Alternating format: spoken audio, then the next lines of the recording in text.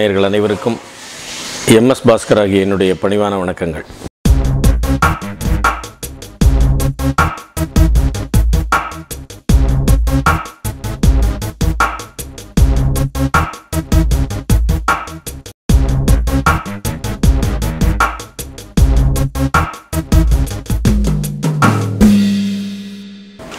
First நான் நடித்த படம் திருமதி ஒரு வெகுமதின்றது நான் நடித்து வெளியான படம். அதற்கு முன்னால் இயக்குனர் துரை அவர்களுடைய புனித மலர் அப்படின்ற ஒரு படத்தில் நான் நடிச்சிருக்கேன். அந்த படம் என்ன காரணத்தினாலும் வெளியாகவில்லை. ஆனால் திருமதி ஒரு வெகுமதியில் வாய்ப்பு எப்படி கிடைச்சிது அப்படின்னாக்கா எனக்கு நான் என்னுடைய சிஸ்டர் ஒரு பெரிய டப்பிங் ஆர்டிஸ்ட். அவங்க மூலமாக நான் அவங்க கூட துணைக்கு போகும்போது நானும் பல படங்களுக்கு டப்பிங் வாய்ஸ் கொடுத்துருக்குறேன். அந்த மாதிரி கொடுக்கும் பொழுது விசுவனா படங்களுக்கும் சம்சாரம் மின்சாரம் இதுக்கெல்லாம் நான் டப்பிங் வாய்ஸ் கொடுக்குறது, பெண்மணி அவள் கண்மணி இதுக்கெல்லாம் நான் டப்பிங் வாய்ஸ் கொடுக்கறதுக்கு போயிருக்கும் பொழுது நான் அவர்கிட்ட கேட்டு அண்ணா எனக்கு ஒரு வேஷம் கொடுங்கன்னு சொல்லி தான் இந்த திருமதி ஒரு வெகுமதியில் இந்த காலேஜ் ஸ்டூடெண்ட் ரோல் எனக்கு கொடுத்தாரு. அப்படி தான் அந்த வேஷம் கிடச்சி.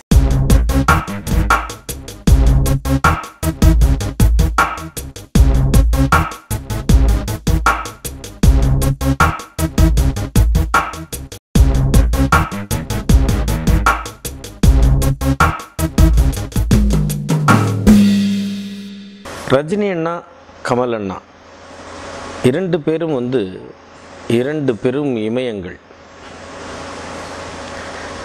அவங்க கூட நடித்த அனுபவம் அப்படிங்கிறது ஒரு மறக்க முடியாத ஒரு அனுபவம். அவங்க எப்படின்னு கேட்டிங்கன்னாக்க சூப்பர் ஸ்டார், சூப்பர் ஆக்டர் என்று பட்டம் பெற்றவர்கள். ஆனால் அவங்க ரெண்டு பேரும் என்னை அரவணைத்து நான் எனக்கு ஒரு உறுதுணையாக இருந்து நடிக்கும் பொழுது இப்படி பண்ணுங்கள் பாஸ்கர், அப்படி பண்ணுங்கள் அப்படின்னு சொல்லி கொடுத்து எனக்கு நல்ல வேடமாக கிடைத்து அவர்களோடு நடித்து நல்ல பெயர் பெற்றதற்கு எல்லாம் வல்ல இறைவனுக்கும் அந்த சூப்பர் ஸ்டார்கள், சூப்பர் ஆக்டர், சூப்பர் ஸ்டார் இருவருக்கும் என்னுடைய மனமார்ந்த நன்றியை தெரிவித்துக் கொள்கிறேன்.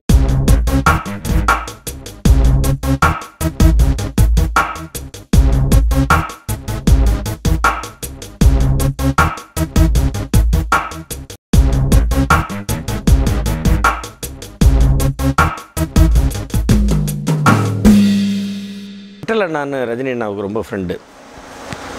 அவங்கள்ட்ட நான் சொல்லுவேன், ரஜினி அண்ணா அளவுக்கு எனக்கு புகழும் பெயரும் இருந்ததுனால் என்ன நானே கூட கண்ணாடியில் பார்த்துக்க மாட்டேன் அப்படின்னு சொல்லுவேன்.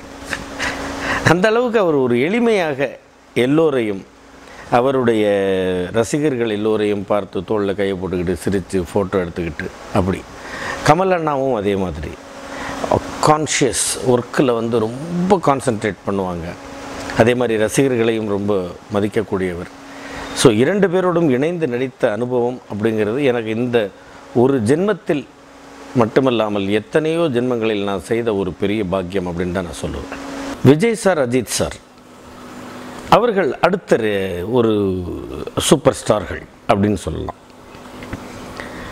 அவங்க இரண்டு பேருக்கும் அடுத்ததாக இப்போது இளைய தலைமுறையினரிடம் நல்ல ஒரு பெயரும் புகழும் நல்ல ஒரு மாஸ் பெற்றிருக்கக்கூடியவர்கள்.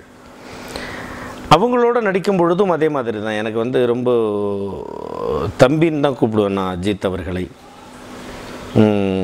விஜய் அவர்களை வாங்கம்மா அப்படின்னு தான் கூப்பிடுவேன். அவங்களும் ரொம்ப சப்போர்ட் பண்ணிட்டேன்னா இந்த மாதிரி நான் பண்ண போகிறேண்ணே, இதுக்கு நீங்கள் ஏதாவது பண்ணிக்கிறீங்களான்னு, ஆனால் நீங்கள் இப்படி பண்ணுறீங்களாண்ணே, நான் பண்ணுறேண்ணே அப்படின்னு.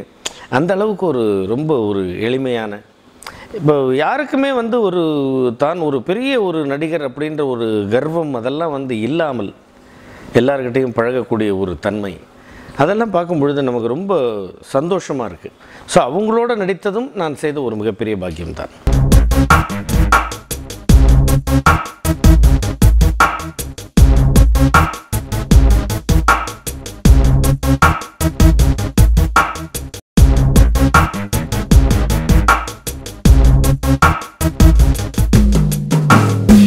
ஆக்டராக சினிமா துறையில் சந்தித்த அனுபவங்கள் அப்படின்னு சொல்ல போனாக்கா நல்ல பெயர் புகழ் இது எல்லாமே பெரிய இப்போ நீங்கள் கேட்ட மாதிரி பெரிய சூப்பர் ஸ்டார்களோட பழக்கம், அவர்களோடு நடிக்கின்ற வாய்ப்பு, 2007ஆம் ஆண்டிற்கான சிறந்த குணச்சித்திர நடிகர் விருது மொழி படத்திற்காக.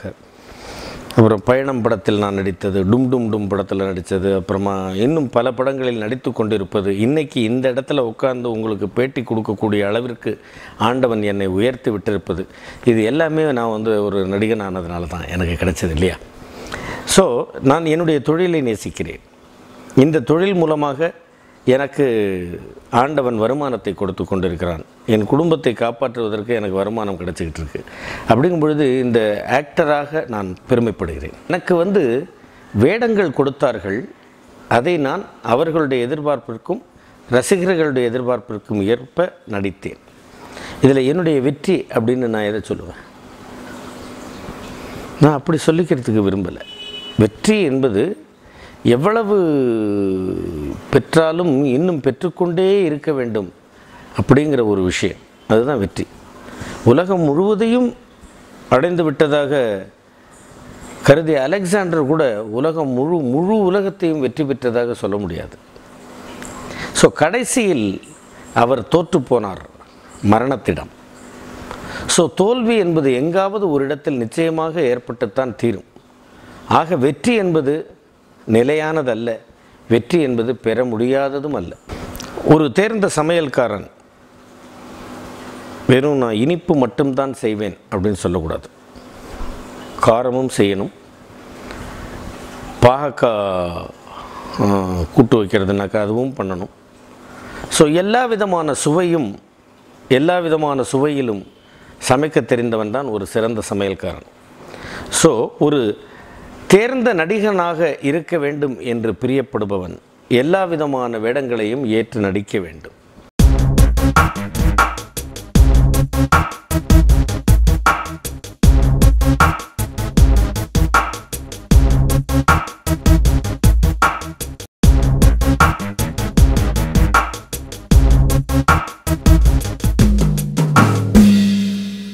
காதல்ங்கிறது தெய்வீகமானது சார். அது வந்து எப்பொழுது யாருக்கு வேண்டுமானாலும் எந்த வயதில் வேண்டுமானாலும் யார் மேல் வேண்டுமானாலும் வரலாம். ஆனால் அது ஏற்றுக்கொள்ளக்கூடிய விதத்தில் இருக்கிறதா, சமுதாயத்தால் ஏற்றுக்கொள்ளக்கூடிய ஒரு நிலையில் இருக்கிறதா அப்படிங்கிறத பார்க்கணும். இப்போ எனக்கு வந்து இன்னொருத்தர் ஒய்ஃபு மேலே வந்து எனக்கு காதல் வந்துருச்சு அப்படின்னு சொல்லிட்டு போய் லவ் பண்ணிருந்தால் தான் வாங்கிட்டு வரணும். ஆனால் அந்த மாதிரி இருக்கக்கூடாது. காதல் என்பது என்னுடைய தொழிலை நான் காதலிக்கிறேன், என் குழந்தைகளை நான் காதலிக்கிறேன், என் மனைவியை நான் காதலிக்கிறேன், எங்கள் வீட்டில் இருக்கக்கூடிய விலங்குகளை நான் காதலிக்கிறேன், நான் ஹார்ஸ் ரைடிங் போவேன், அங்கே இருக்கக்கூடிய குதிரைகளை காதலிக்கிறேன். ஸோ காதல் என்பது யார் மீது வேண்டுமானாலும் எதன் மீது வேண்டுமானாலும் வரலாம், அது தப்பு கிடையாது. காமெடி அப்படிங்கிறது வந்து அதுவும் ஒரு தெய்வீகமானது தான். எல்லோரும் சொல்லுவாங்க காமெடின்றது அதுக்கு வேறு சொல்லுவாங்க, இல்லை அதுவும் தெய்வீகமானது தான். சிரிக்க தெரிந்த ஒரே பிறவி மனிதன் தான். ஸோ நாம் சிரித்து மற்றவர்களையும் சந்தோஷப்படுத்தலாம். ஸோ மற்றவர்களை சிரிக்க வைத்தும் அவர்களை சந்தோஷப்படுத்தலாம். ஸோ காமெடின்றது என்னன்னு கேட்டிங்கன்னாக்க ஒருவருடைய துன்பத்தை மறக்க செய்யக்கூடியது. அது இயல்பாக சில பேருக்கு வரும், சில பேர் வந்து அதை வரவழைப்பார்கள். எப்படியாக இருந்தாலும் காமெடின்றது ஒரு அற்புதமான ஒரு விஷயம்.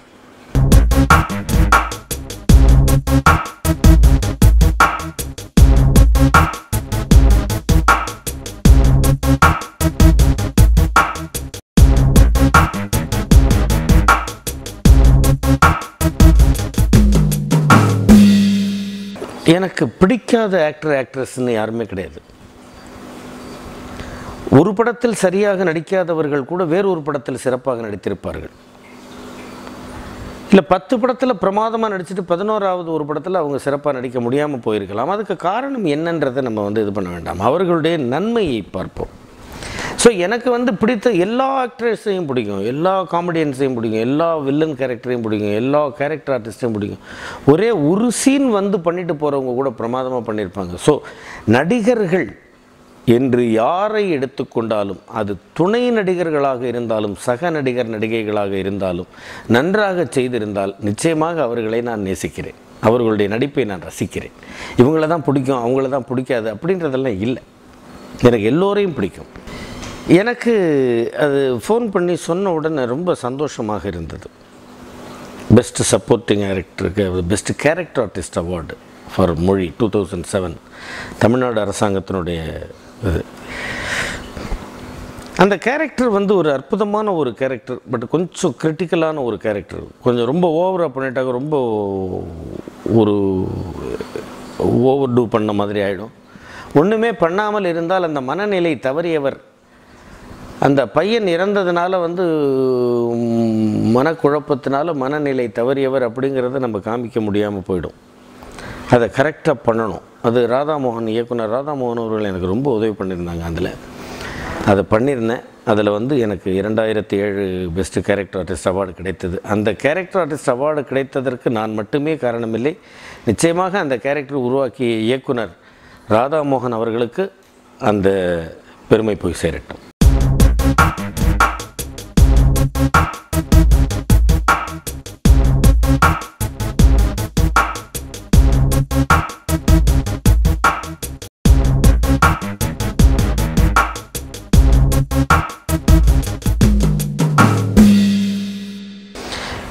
அந்த காலத்தில் தோல்வி படங்களே இல்லையா? அந்த காலத்துலேயும் தோல்வி அடைந்த படங்கள் உண்டு. ஸோ ரசிகர்கள் ஏற்றுக்கொள்ளக்கூடிய விதத்தில் ஒரு கதையை நாம் சொல்லி இருக்கிறோமா அப்படிங்கிறது தான் வெற்றிக்கும் தோல்விக்கும் வழி. ஒரு தடவை நான் கமல் அண்ணா கிட்ட கேட்டேன், அண்ணா நீங்கள் உங்களுடைய காவியங்கள் அப்படிங்கிற படங்களை நான் பார்த்துருக்கேன், அந்த படங்கள் வியாபார ரீதியாக வெற்றி அடையாதப்போ நீங்கள் உங்களுடைய மனநிலை எப்படி இருக்குன்னு கேட்டப்போ அவர் சொன்னார், யாதும் ஊரே யாவரும் கேளீர் தீதும் நன்றும் பிறர் தர வாரான். நான் எனக்கு பிடித்த மாதிரி நல்ல ரசிக்கின்ற விதத்தில் நான் அந்த படத்தை எடுத்திருக்கிறேன். அது ரசிகர்கள் ரசிக்கின்ற விதத்தில் இல்லை அப்படிங்கும் பொழுது நான் அவர்களை குறை சொல்ல விரும்பவில்லை அப்படின்னு சொன்னார். அந்த மாதிரி அந்த காலத்திலையும் தோல்வி படங்கள் இருந்திருக்கு, இந்த காலத்திலையும் வெற்றி படங்கள் இருந்திருக்கு. ஸோ அந்த கால படத்தையும் இந்த கால படத்தையும் கம்பேர் பண்ணி குழப்பிக்க வேண்டாம். படம் எந்த காலத்திலும் படம் தான். அது வெற்றி படமா தோல்வி படமாங்கிறத தீர்மானிக்க வேண்டியது ரசிகர்கள் தான்.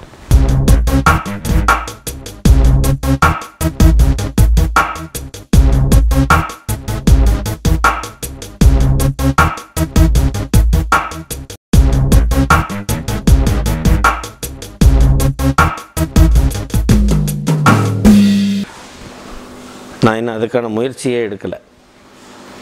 இயக்க முடியுமா அப்படின்னு கேள்வி கேட்டாக்க இயக்கிடுவேன். ஆனால் அதற்கான முயற்சியை நான் பண்ணலை.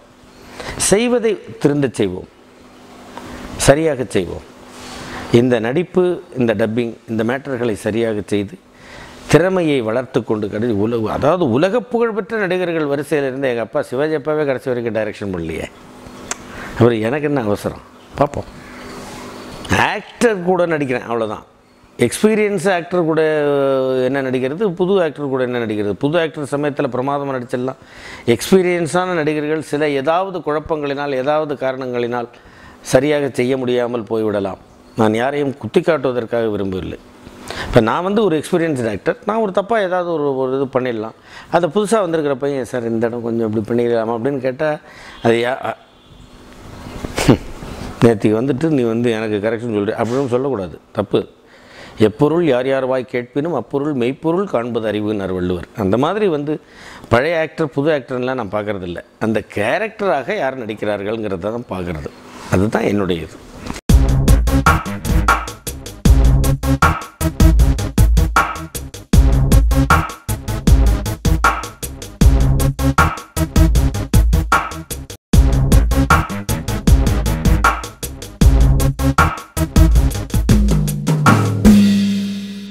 இப்போது ஆலினால் அழகுராஜா தீபாவளிக்கு, அடுத்தது மொசக்குட்டின்னு ஒரு படம் நடிக்கிறேன், ரணம்னு ஒரு படம் நடிக்கிறேன், வதம்னு ஒரு படம் நடிக்கிறேன், சரவண பொய்கையின் வி சேகரன் படம் நல்ல ஒரு வெரி குட் ரோல் பண்ணியிருக்கிறேன். கிட்டத்தட்ட ஒரு 8-9 படங்கள் நடித்துக்கிட்டு இருக்கேன். இன்னும் பல படங்கள் நிச்சயமாக நடிப்பேன். இந்த நிகழ்ச்சியை பொறுமையாக பார்த்து கொண்டிருக்கும் உங்களுக்கும் என்னுடைய மனம் கலந்த, என்னுடைய உளம் நிறைந்த நன்றியை தெரிவித்துக் கொள்கிறேன். நன்றி, வணக்கம்.